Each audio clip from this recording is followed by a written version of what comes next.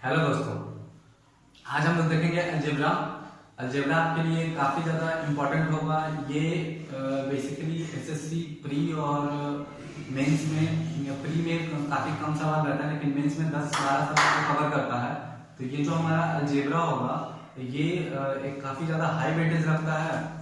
Algebra हमारा काफ़ी ज़्यादा हाई वेटेज रखता है, तो ये आपके लिए काफ़ी इम्पोर्टेंट होगा। इसके लिए हम लोग एक सीरीज ऑफ वीडियोस लेके आएंगे अलजेब्रा का। और सबसे पहला पार्ट हम लोग करेंगे अलजेब्रा में कॉन्सेप्ट ऑफ सिमेट्री से, डिग्री कॉन्सेप्ट से, और एक हमारा होगा वैल्यू पुटिंग।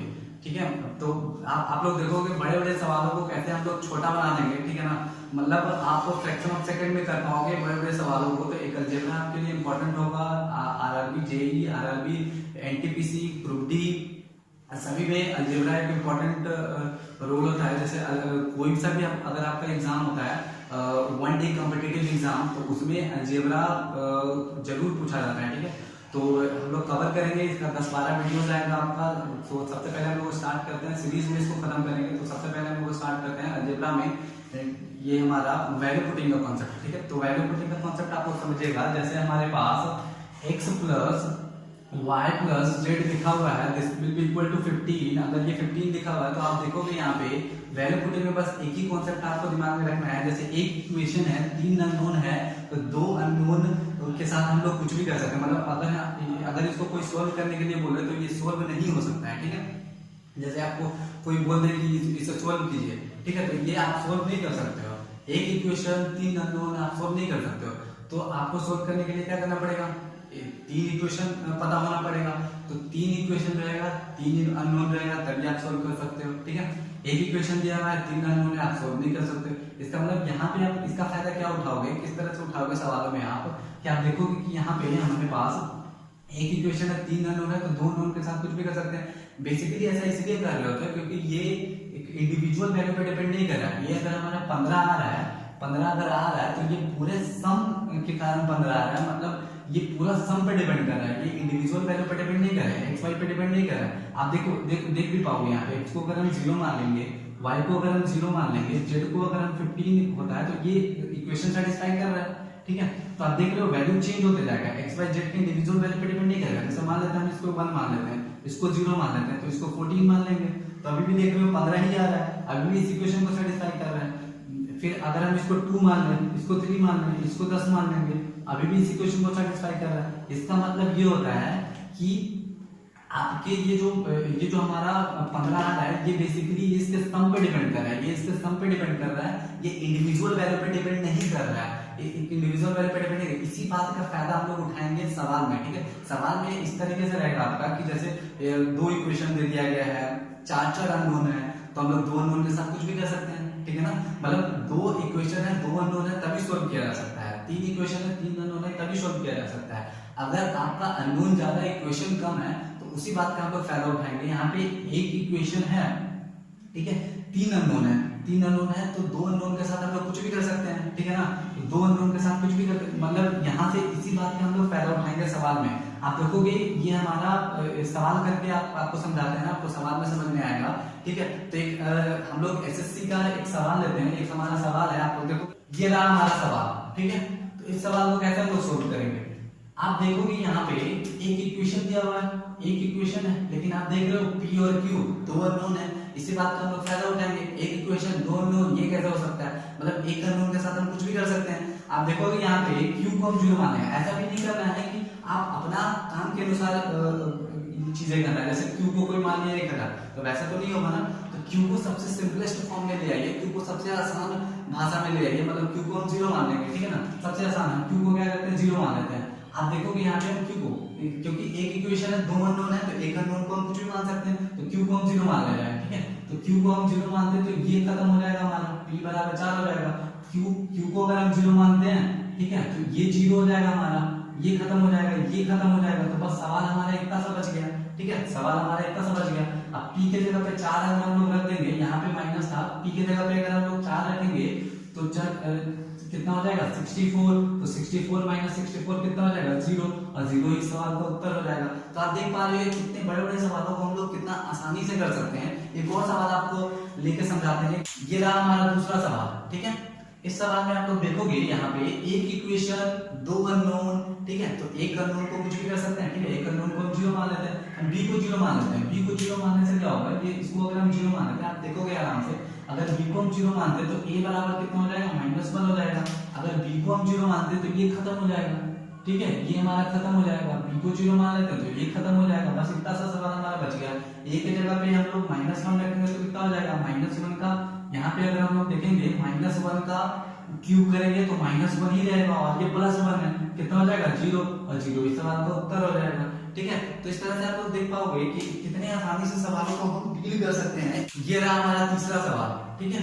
तो अब यहाँ पे आप लोग देखेंगे, इस सवाल में आप लोग देख पाओगे यहाँ पे कि एक इक्वेशन है, चार अननोन है, तो ये तो महापाप कर दिया। नहीं, एक इक्वेशन 4 अननोन, ऐसा हो सकता है क्या, नहीं हो सकता। तो हम लोग क्या करेंगे, यहाँ पे हम ऐसे टर्म को जीरो मानेंगे जो कि हमारा सवाल आसान बना दे। हम s को जीरो मान लेते हैं, ठीक है। अगर हम s को जीरो मानते हैं, आप देखोगे यहाँ से आराम से, यहाँ पे अगर हम x को जीरो मानते हैं तो ये हमारा 0 हो जाएगा, ठीक है। देखो कितना आसानी से हम सवाल को कर सकते हैं। s को जीरो मानेंगे तो ये हमारा बच जाएगा, सिर्फ इतना सा सवाल बच जाएगा, ठीक है। s 0 हो जाएगा, ठीक है। यहाँ से आप देखोगे s 0 कर देंगे तो ये हमारा बच जाएगा, ठीक है। यहाँ से अगर हम s को 0 कर देंगे तो ये इतना सा सवाल हमारा बच जाएगा। तो आप देख पाओगे ऊपर में a² + b² + c² है, नीचे में भी a² + b² + c² है, कितना हो जाएगा, कट जाएगा, ये कट जाएगा, कट के कितना आ जाएगा आंसर हमारा, 1 आ जाएगा। तो सिंपल है। तो इस तरह से हम लोग वैल्यू पुटिंग का कॉन्सेप्ट हम लोग सीखे हैं। एक हम लोग और भी आगे आने वाले क्लासेस में हम लोग वैल्यू पुटिंग का करेंगे। मतलब हमारा ये जो पहला टॉपिक होगा, हम लोग टाइप वाइज पढ़ेंगे अलजेब्रा में। अलजेब्रा में x+1/x वाला भी टाइप आएगा, उसका बहुत सारा टाइप आएगा। इसमें सबसे पहले हम लोग वैल्यू पुटिंग का सवाल देख रहे हैं। वैल्यू पुटिंग से और भी हम लोग सवाल आगे करेंगे, ठीक है। और भी इसी का क्लासेस होगा, 2-3 वीडियोस आपको वैल्यू पुटिंग से ही मिलेगा, वैल्यू पुटिंग का और एक डिग्री कॉन्सेप्ट का, कंसेप्ट ऑफ सिमेट्री का। तो यही जो 3 कॉन्सेप्ट होगा हमारा, इसी 3 कॉन्सेप्ट को कंटिन्यू हम लोग कवर करते रहेंगे, ठीक है ना। 2-3 वीडियोस हम लोग इस पे, 2-3 क्लासेस हमारा, 2-3 सेशन हमारा इसी पे चलते रहेगा, ठीक है। तो एक कॉन्सेप्ट हम आपको समझाते हैं, आप समझिएगा। एक कॉन्सेप्ट हम आपको सिंपल सा एक कॉन्सेप्ट समझाते हैं, आप समझिएगा। डिग्री कॉन्सेप्ट, डिग्री क्या होता है, डिग्री क्या होता है, सबसे पहले आप समझ जाइए। डिग्री समझने के पहले पॉलिनोमियल क्या होता है, ठीक है। पॉलिनोमियल क्या होता है, तो पॉलिनोमियल हमारा जो रियल नंबर, बस कुछ मत जानिए इसके, हालांकि पॉलिनोमियल में बहुत सारी चीजें हैं, लेकिन हमें जो काम की चीजें वही हमें समझना है। पॉलिनोमियल होता क्या है, तो पॉलिनोमियल जो कॉम्बिनेशन ऑफ रियल नंबर और वेरिएबल होता है, जो कोई सा भी आप अगर एग्जांपल ले तो 2x² + 3y² x² + 2 प्लस यहाँ से आप इज इक्वल टू 0, ये हमारा क्या हो जाएगा, ये हमारा एक्सप्रेशन होगा। ये हमारा क्या है, एक्सप्रेशन है। अगर इसी को हम इक्वल टू 0 कर दिए तो ये हमारा इक्वेशन बन जाता है एक्सप्रेशन का, ये हमारा एक्सप्रेशन था, ठीक है। इसी को हम इक्वल टू 0 कर दिए तो ये हमारा इक्वेशन बन गया, ठीक है। तो आप देखोगे इस एक्सप्रेशन में, ये एक्सप्रेशन हमारा पॉलिनोमियल कहलाएगा, क्योंकि आप देखोगे यहाँ पे रियल नंबर और वेरिएबल का कॉम्बिनेशन है। जो भी अगर रियल नंबर और वेरिएबल का कॉम्बिनेशन होता है उसी को हम पॉलिनोमियल बोलते हैं। पॉलिनोमियल 1 डिग्री का, 2 डिग्री का, 3 डिग्री का, पॉलिनोमियल का अलग अलग टाइप होता है, लेकिन हम लोग सिर्फ डिग्री के बारे में समझेंगे। डिग्री क्या होता है, डिग्री जो हाईएस्ट पावर होता है, किसी भी पॉलिनोमियल का जो हाईएस्ट पावर होता है वही डिग्री कहलाता है। आप देखोगे यहाँ पे हाईएस्ट पावर यहाँ पे कितना है, और डिग्री का एक और खास बात होता है, पावर जो होता है, ये आप लोगों को पता होगा, पावर जो होता है गुणा में जुड़ जाता है, पावर भागा में घट जाता है, पावर पर कोई असर नहीं पड़ता है, प्लस माइनस, मतलब अगर प्लस माइनस है तो पावर पे कोई फर्क नहीं पड़ेगा, लेकिन गुणा में पावर जुड़ जाएगा और भागा में पावर घट जाएगा, ठीक है। मतलब प्लस माइनस पे कोई फर्क नहीं पड़ेगा, लेकिन गुणा में जुड़ जाएगा, भागा में घट जाएगा। इस बात को दिमाग में रखेंगे। अब यहाँ पे अलग अलग टर्म का हम लोग देख लेंगे कितना पावर, हाईएस्ट पावर आता है। तो यहाँ पे अगर हम देखेंगे तो 4 आता है पावर, ठीक है। 2 + 2 गुणा में है तो जुड़ जाएगा।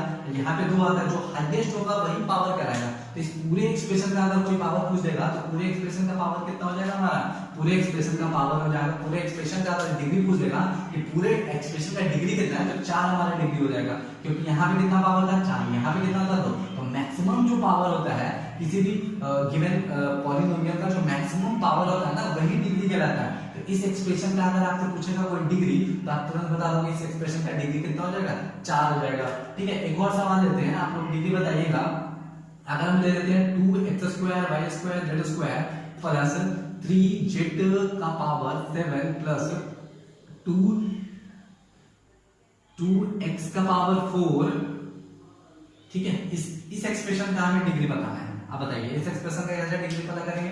जो हाईएस्ट पावर होगा वही डिग्री होगा। आप देखोगे यहाँ पे गुणा में है, ये आप देख पा रहे हो यहाँ पे गुणा में है, तो गुणा में क्या होता है? जुड़ जाता है। गुणा में पावर क्या होता है? जुड़ जाता है। तो यहाँ पे 2 + 2 + 2 कितना पावर? 6 पावर। यहाँ पे कितना पावर हो जाएगा? 7। यहाँ पे कितना? 4। तो मैक्सिमम पावर कितना है?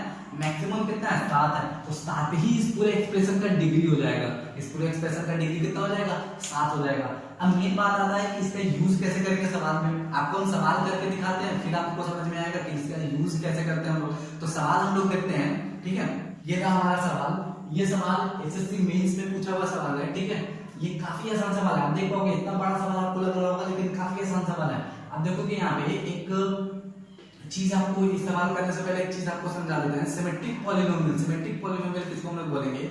अगर ईच टर्म का डिग्री सेम होता है, अगर ईच टर्म का डिग्री सेम होता है तो उसी पॉलिनोमियल को हम लोग सिमेट्रिक पॉलिनोमियल बोलते हैं। जैसे आपको एग्जांपल से समझाते हैं कि प्रत्येक टर्म का डिग्री सेम होना चाहिए। जैसे x + y + z, आप अगर यहाँ पे देखोगे कि पूरे एक्सप्रेशन का डिग्री कितना होगा? पूरे एक्सप्रेशन का डिग्री कितना होगा? 1। आपको भी पता है पूरे एक्सप्रेशन का डिग्री कितना होगा? 1 होगा। लेकिन आप यहाँ पे देख रहे हो प्रत्येक टर्म का डिग्री 1 है। प्रत्येक टर्म हमारा है, प्रत्येक टर्म का पावर 1 है, ठीक है। तो प्रत्येक टर्म का अगर हमारा पावर 1 होता है तो ये आप देख पा रहे हो हर एक टर्म का डिग्री सेम होता है। मतलब वैसा पॉलिनोमियल जिसमें हर एक टर्म का डिग्री सेम हो। जैसे एक और एग्जांपल आप ले सकते हो, x² y²।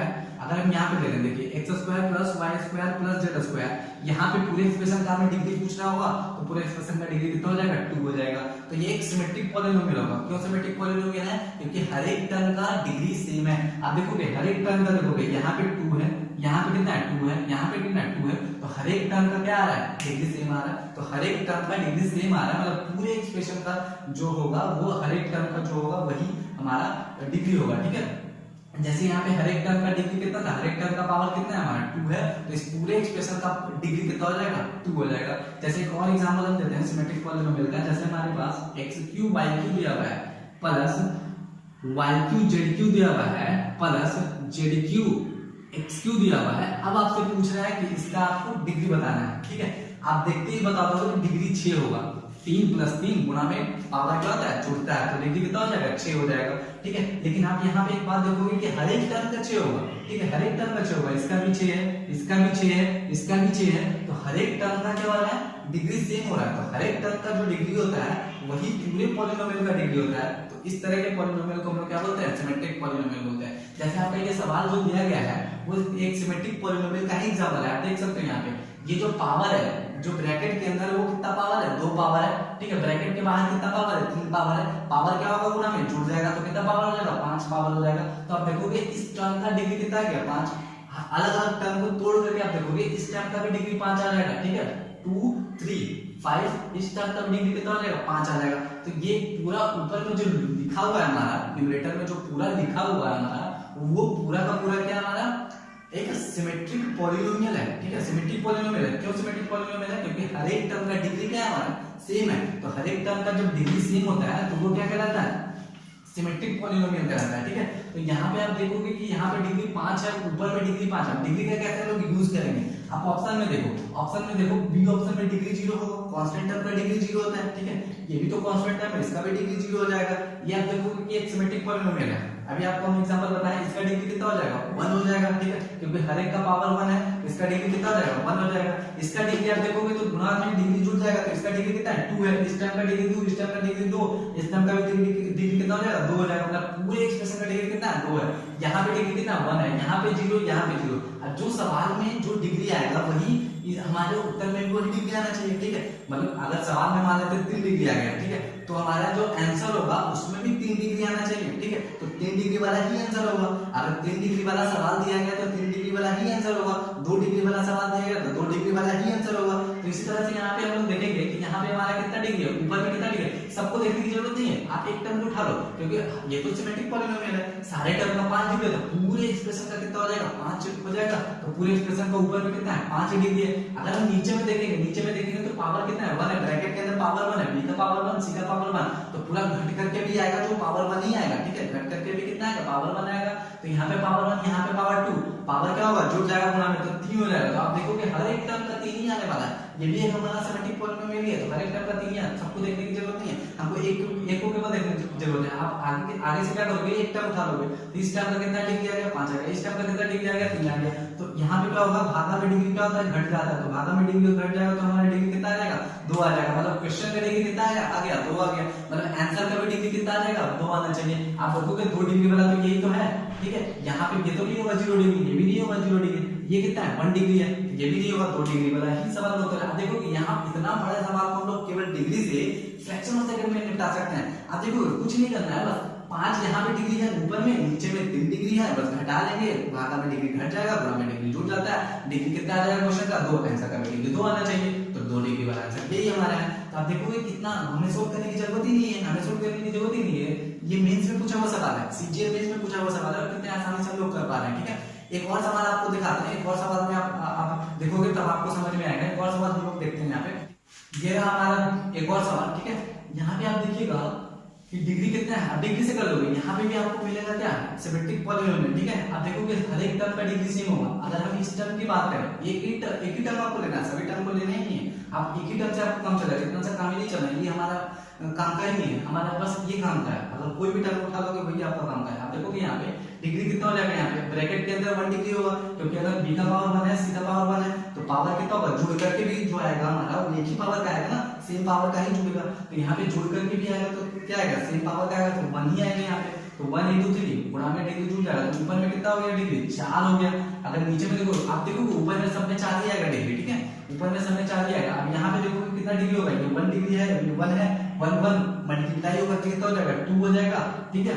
यहाँ पे ये जुड़ जाएगा मल्टीप्लिकेशन में। अब यहाँ पे घटा दो इसको, डिग्री को, डिग्री कितना हो जाएगा यहाँ पे 2 हो जाएगा, मतलब हमारा जो सवाल है उसमें डिग्री कितना आ गया, हमारे सवाल में डिग्री कितना आ गया 2 आ गया, मतलब हमारा जो उत्तर होगा उसमें भी डिग्री कितना आना चाहिए 2 आना चाहिए। आप देखो कौन सा 2 ऑप्शन वाला है, ये तो होगा नहीं, डिग्री 3 हो जाएगा, ये 1 डिग्री का है, ये तो कांस्टेंट ही है, तो यही सवाल का उत्तर हो जाएगा 2 डिग्री वाला है, यही सवाल का उत्तर हो जाएगा, ठीक है। 4 - 2 2 डिग्री आना चाहिए, 2 डिग्री तो यही है, ठीक है। एक और सवाल में आप लोग को अप्लाई करके बाद चला के दिखाते हैं। ये रहा हमारा अगला सवाल, ठीक है। यहाँ पे देखेंगे हम लोग, यहाँ पे ये भी एक सिमेट्रिक पॉलिनोमियल है, ठीक है। ये सारे सवाल पूछे गए सवाल है, ठीक है, ऐसा नहीं कि कहीं से भी उठा लिए, ये सारे सवाल पूछे गए सवाल। आप देख लो इतना बड़ा सवाल है और कितना आसानी से आप कर सकते हो डिग्री को कॉन्सेप्ट। आप देखो यहाँ पे डिग्री कितना है 1 into 2, ये ब्रैकेट के अंदर तो जो भी आएगा कैलकुलेट करके जो भी आएगा ये 2 डिग्री आ जाएगा। यहाँ पे 2 पावर, यहाँ पे 1 पावर, जोड़ करके कितना पावर हो जाएगा 3 पावर हो जाएगा। ऊपर में कितना है 3 है, सबको आप देखने की जरूरत ही नहीं है। आप यहाँ पे देखो 1 है, यहाँ पे 1 है, यहाँ पे, ठीक है, कितना हो जाएगा 2, तो 2 है, यहाँ पे घट करके कितना पावर आ जाएगा 1 पावर, मतलब पूरे एक्सप्रेशन का डिग्री कितना हो जाएगा 1, पूरे एक्सप्रेशन का डिग्री 1 है, और आंसर का भी डिग्री 1 ही आने वाला होगा। ये आप देख रहे हो साफ साफ आपको दिख रहा होगा 2 डिग्री, ये 0 डिग्री, ये तो 3 डिग्री हो जाएगा ना, 1 1 1 पावर हो जाएगा, जुड़ जाएगा 3 डिग्री हो जाएगा, यही सवाल का उत्तर हो जाएगा, ठीक है, यही 1 डिग्री वाला है, ठीक है। तो इस तरह से हम लोग देख पा रहे हैं डिग्री का कैसे हम लोग करते हैं। एक और कांसेप्ट हम लोग देखेंगे, ठीक है। यहाँ पे ये रहा हमारा अगला सवाल, ठीक है, ये सवाल आप करो। यहाँ पे क्या करना है, आप देखो यहाँ पे हम लोग सिमेट्रिसिटी का यूज करेंगे, ठीक है। कैसे करेंगे, यहाँ पे एक और कॉन्सेप्ट आपको समझाते हैं। यहाँ पे आप देखो कि यहाँ पे वैल्यू पुटिंग भी कर सकते हैं, एक इक्वेशन 3 अननोन, आप कुछ मान सकते हो, लेकिन 0 नहीं मानोगे। अगर इधर 0 मानोगे तो यहाँ पे कंट्राडिक्ट कर जाएगा, फिर यहाँ पे दिक्कत हो जाएगा, ये सब 0 हो जाएगा, ठीक है। तो 0 किसी को मत मानना, ठीक है ना, 0 मान लोगे तो प्रॉब्लम हो जाएगा। अगर यहाँ पे भी 0 मानोगे, ये भी बराबर है 0, सब 0 आ जाएगा, ठीक है।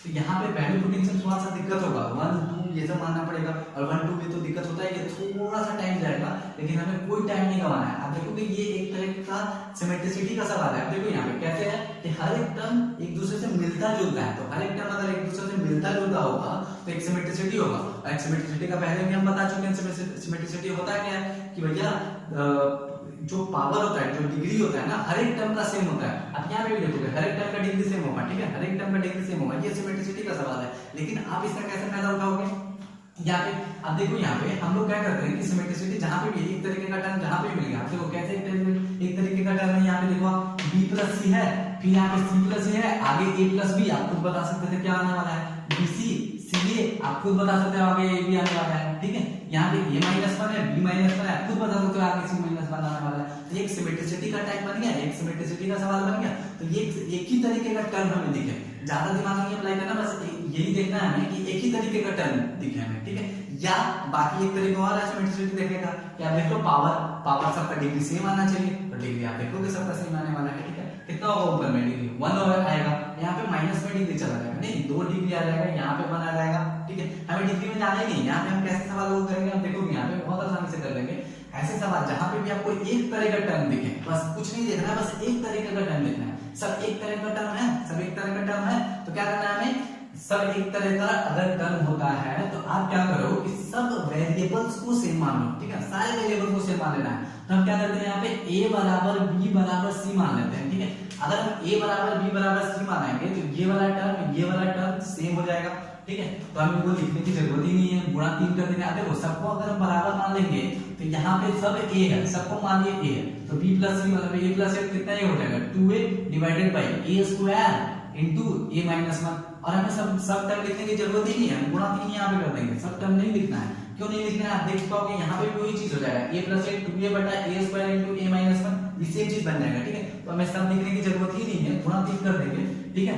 अब यहाँ पे आप देखोगे अब कैसे कर सकते हैं सवालों को, अब यहाँ पे आपको समझना है, अब यहाँ पे भी यहाँ से भी आप देख सकते हो सारे टर्म को हम सेम कर लेंगे, तो ये a into a square 3a square, यहाँ पे कितना हो जाएगा, यहाँ पे हो जाएगा 3a स्क्वायर, ये कितना हो जाएगा a क्यूब। तो यहाँ से हम कह सकते हैं a स्क्वायर, यहाँ से ये खत्म हो जाएगा, तो a की वैल्यू कितना आ गया 3 आ गया, तो a की वैल्यू हम लोग यहाँ पे कुछ नहीं करना है, a की वैल्यू पुट कर देना है, ठीक है। तो यहाँ पे कितना हो जाएगा 3 दूनी 6, यहाँ पे 6 हो जाएगा ऊपर में, और यहाँ पे कितना हो जाएगा, ऐसे भी एक a और एक खत्म कर सकते हो यहाँ से, ठीक है। एक खत्म हो गया, फिर यहाँ से देख लो आप 2 बटा 3, यहाँ पे 3 माइनस 1 2, ठीक है। तो यहाँ से 3 और ये 2 एंड 2 3 से 3 खत्म, 2 से 2 खत्म, कितना आ गया 1 आ गया, और 1 इस सवाल का उत्तर है, ये रहा आपका, ठीक है। एक और सवाल हम लोग देखते हैं सिमेट्रिसिटी का, तब आपको समझ में आएगा। तो ठीक, ये रहा हमारा अगला सवाल, ठीक है। यहाँ पे कैसे सिमेट्रिसिटी का यूज करोगे, ये सारे सवाल पूछे गए सवाल है, या तो आपके आरआरबी में पूछे गए सवाल है, या तो आपका एसएससी में पूछा गया सवाल है, सारे सवाल पूछे गए सवाल है, ठीक है। ऐसा नहीं कहीं से उठा रहे हैं, तो ये सब सवाल पूछे हुए हैं आपके एग्जाम में। तो यहाँ पे देखेंगे इसको हम लोग कैसे करेंगे, देखिए आप देख पा रहे हो यहाँ पे m माइनस, ये एक तरीके का इक्वेशन आपको दिख रहा है, देखते ही आप m की वैल्यू हमें निकालना है, ठीक है। m की वैल्यू हमें निकालना है, आप देखते ही क्या दोस्तों कि एक तरीके का इक्वेशन है ये, क्यों भैया, क्यों एक तरीके का इक्वेशन है, यहाँ पे देखो m minus a square m minus b square m minus c square एक तरीके का है। यहाँ पे अगर b square plus c square c square plus a square, तो यहाँ पे a square plus b square, तो सब एक तरीके का अगर आपको टर्म दिखे तो आप समझ जाना कि वो हमारा सिमेट्रिसिटी का सवाल है। अब यहाँ पे कैसे करना है हमें, हम क्या करते हैं सिमेट्रिसिटी वाले सवालों में हम सारे वेरिएबल्स को सेम मान लेते हैं, सारे वेरिएबल्स को क्या करते हैं सेम मान लेते हैं। हमें m की वैल्यू चाहिए, हम सारे वेरिएबल को सेम मान लेंगे। अगर हम सारे वेरिएबल को सेम मानेंगे तो आप लोग यहाँ पे देखोगे m माइनस क्या हो जाएगा m माइनस a स्क्वायर, ठीक है। m माइनस क्या हो जाएगा हमारा a स्क्वायर, ठीक है। अब यहाँ पे क्या हो जाएगा b square plus c square है, तो ये भी a स्क्वायर हो जाएगा हमारा, सारे वेरिएबल्स को हम सेम मान लिए, मतलब a बराबर b बराबर c मान लिए यहाँ पे। तो m minus a square plus a square 2a square हो जाएगा, क्या हो जाएगा हमारा 2a स्क्वायर हो जाएगा, ठीक है। यहाँ पे दिया हुआ 3 इसके बराबर 3 है, ठीक है। यहाँ पे छूट गया था, इसके बराबर 3 है, ठीक है। This is equal to 3। तो यहाँ पे आप देख पाओगे हमें क्या करना है कि यहाँ से इसको हम 3 से गुणा कर सकते हैं। आप बोलोगे हाँ क्यों, क्योंकि एक टर्म लिया, हमें सभी टर्म लेने की जरूरत नहीं है। तो m minus a square divided by a square plus a square 2a square into 3 कर सकते हैं, ये सब है ना, सब सेम है, तो ये सब सेम है तो गुणा 3 कर देंगे, कोई दिक्कत नहीं है। अब बराबर हमारे कितना 3 है, 3 से 3 कट जाएगा, 2a स्क्वायर उधर चला जाएगा, तो m minus a square this will be equal to 2a square हो जाएगा। आप देखोगे यहाँ पे m बराबर कितना हो जाएगा 3a स्क्वायर हो जाएगा, मतलब ऑप्शन में क्या आना चाहिए 3a स्क्वायर ही आना चाहिए। अब देखो यहाँ पे a रखेंगे तो 2a square minus a square ये सवाल का उत्तर नहीं है। यहाँ पे देखिए a स्क्वायर 3a स्क्वायर यही सवाल का उत्तर है, यहाँ देखने की जरूरत ही नहीं है, ठीक है।